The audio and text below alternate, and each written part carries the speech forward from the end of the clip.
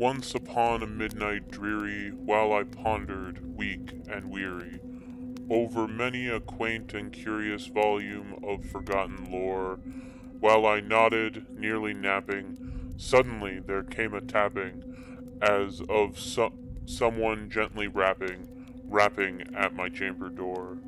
"'Tis some visitor," I muttered, tapping at my chamber door. "Only this, and nothing more."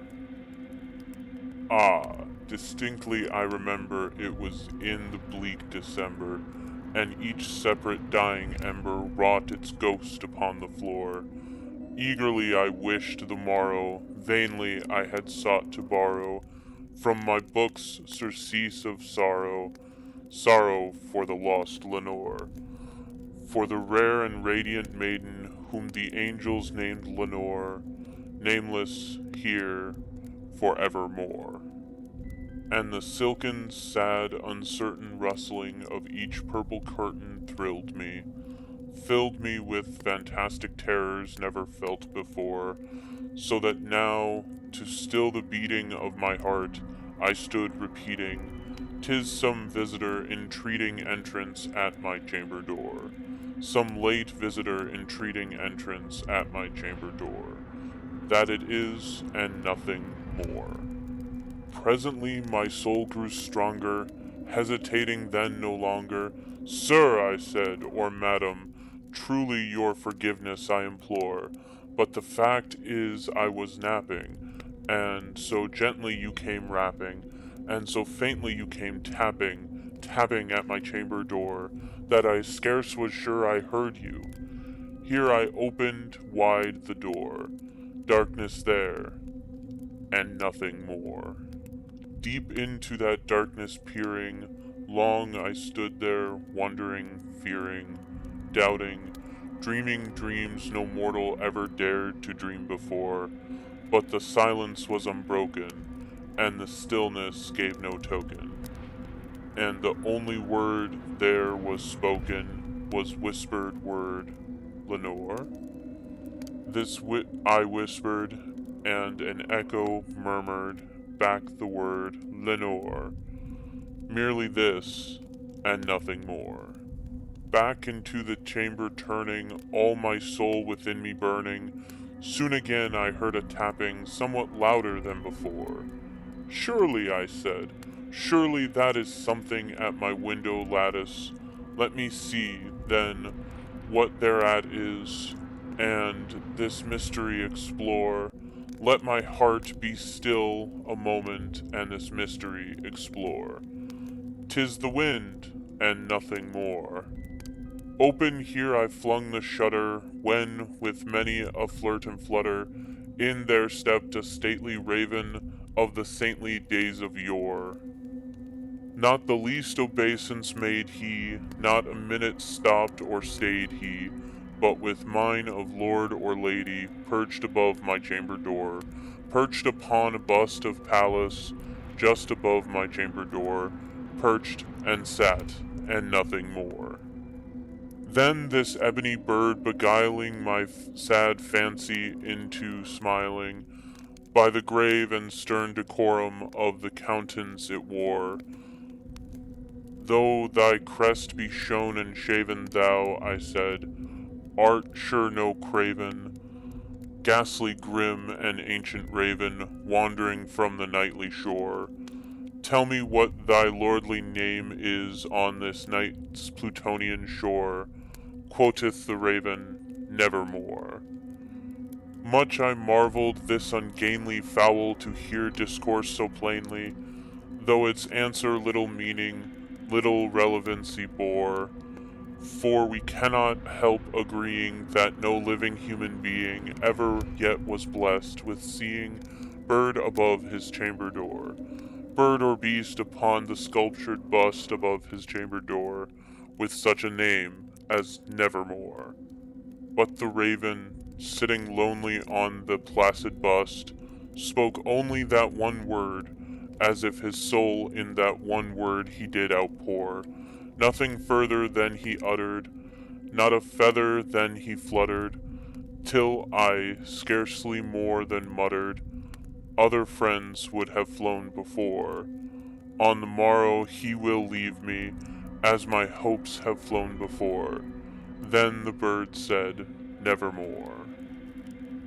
Startled at the stillness broken by reply so aptly spoken, doubtless, said I, what it utters is its only stock and store, caught from some unhappy master whom unmerciful disaster followed fast and followed faster till his songs one burden bore, till the dirges of his hope and melancholy burden bore, of never, nevermore.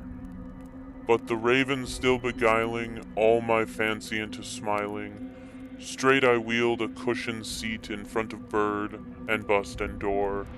Then upon the velvet sinking, I betook myself to linking fancy onto fancy, thinking, what this ominous bird of yore, what this grim, ungainly, ghastly, gaunt, and ominous bird of yore meant in croaking, nevermore.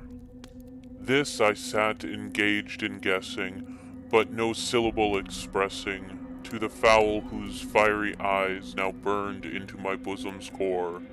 This and more I sat divining, with my head at ease reclining, on the cushion's velvet lining that the lamplight gloated o'er, but whose velvet violet lining, with the lamplight gloating o'er, she shall press, nevermore. Then methought the air grew denser, perfumed by an unseen censer, swung by seraphim whose footfalls tinkled on the tuffled floor. Wretch, I cried, thy blood hath lent thee, by these angels he hath sent thee, respite, respite, and nepenthe, from thy memories of Lenore. Quaff, oh quaff this kind nepenthe, and forget this lost Lenore. Quoth the raven, nevermore.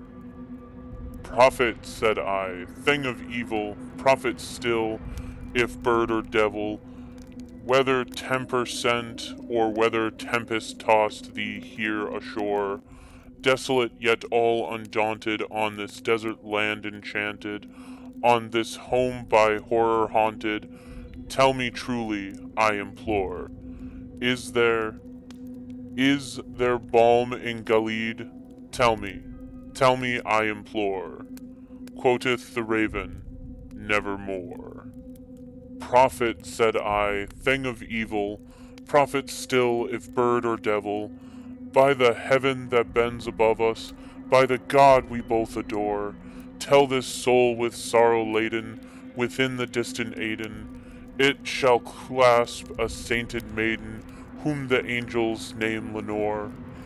Clasp a rare and radiant maiden, whom the angels name Lenore. Quoth the raven, nevermore. Be that word our sign in parting, bird or fiend, I shrieked, upstarting. Get back thee into the tempest and the night's Plutonian shore. Leave no black plume as a token of that lie thy soul hath spoken. Leave my loneliness unbroken. Quit the bust above my door. Take thy beak from out my heart, and take thy form from off my door. Quoth the raven, nevermore. And then the raven, never flitting, still is sitting, on the pallid bust of Pallas just above my chamber door, and his eyes have all the seeming of a demon's that is dreaming, and the lamplight o'er him streaming throws his shadow on the floor, and my soul from out that shadow lies floating on the floor, shall be lifted nevermore. This has been Poems with the Burning Face. Today's poem was The Raven by Edgar Allan Poe.